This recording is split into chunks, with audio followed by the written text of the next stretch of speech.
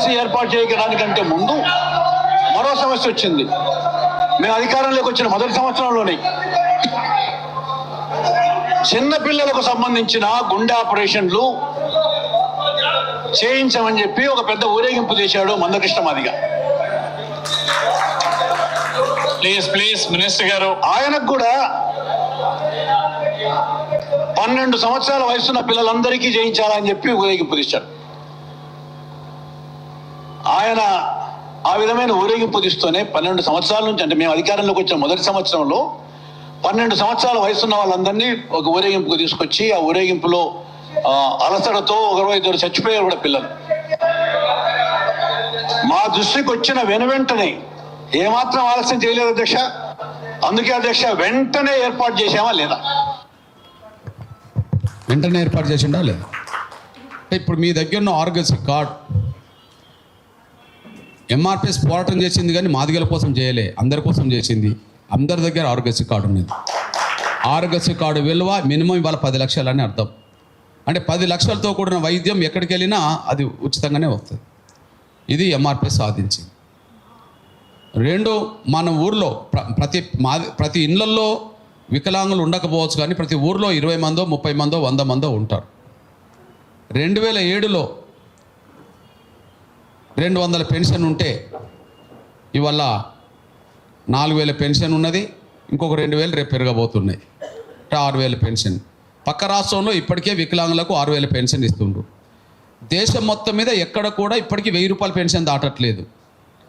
దేశం మొత్తం మీద ఎక్కడ వికలాంగులకు 1000 రూపాయల పెన్షన్ దాటకపోతే మరి 2 తెలుగు రాష్ట్రాల్లో మాత్రమే వికలాంగుల పెన్షన్ ఎందుకు ఇక్కడ 6000 కాబోతుంది, అక్కడ 6000 అమలు జరుగుతుందంటే కాళ్ళు లేని, చేతులు లేని, కళ్ళు లేని వికలాంగుల పక్షాన పోరాటం చేసింది ఎంఆర్పిఎస్ మాత్రమే. అందుకనే ఈ రాష్ట్రంలో పెన్షన్ ఆ స్థాయిలో గణనీయంగా పెరిగింది.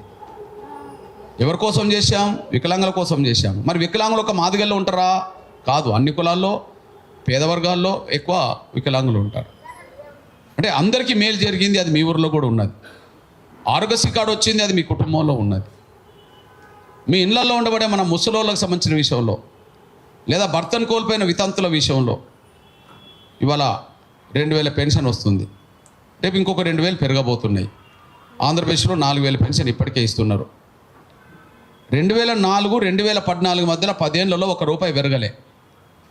2004లో రాజశేఖర్ గారు ముఖ్యమంత్రి, 2009లో రోషయ్య ముఖ్యమంత్రి, ఆ తర్వాత రోషయ్య దిగిపోయినాక కిరణ్ కుమార్ గారు ముఖ్యమంత్రి. 2004లో మే నెలలో రాజశేఖర్ గారు ముఖ్యమంత్రి అయ్యిండు. 2014 మే నెల వరకు కిరణ్ కుమార్ గారు ముఖ్యమంత్రి ఉన్నాడు. మరి రాజశేఖర్ గారు 200 ఇచ్చాడు, రోషయ్య 200 ఇచ్చిండు, కిరణ్ కుమార్ గారు కూడా 200 ఇచ్చాడు. 10 ఏళ్ళు గడిచింది కానీ రూపాయి పెరగలే అదనంగా. మరి 2004, 2014 మధ్యలో 10 ఏళ్ళు గడిచినా రూపాయి పెరగలే, 200 కాడనే ఉన్నది. మరి మరో 10 ఏళ్ళు తిరగకముందే 10 రేట్లు పెరిగి 2000 ఇస్తున్నారు, ఇంకొక 2000 పెరగబోతున్నాయి రేపు.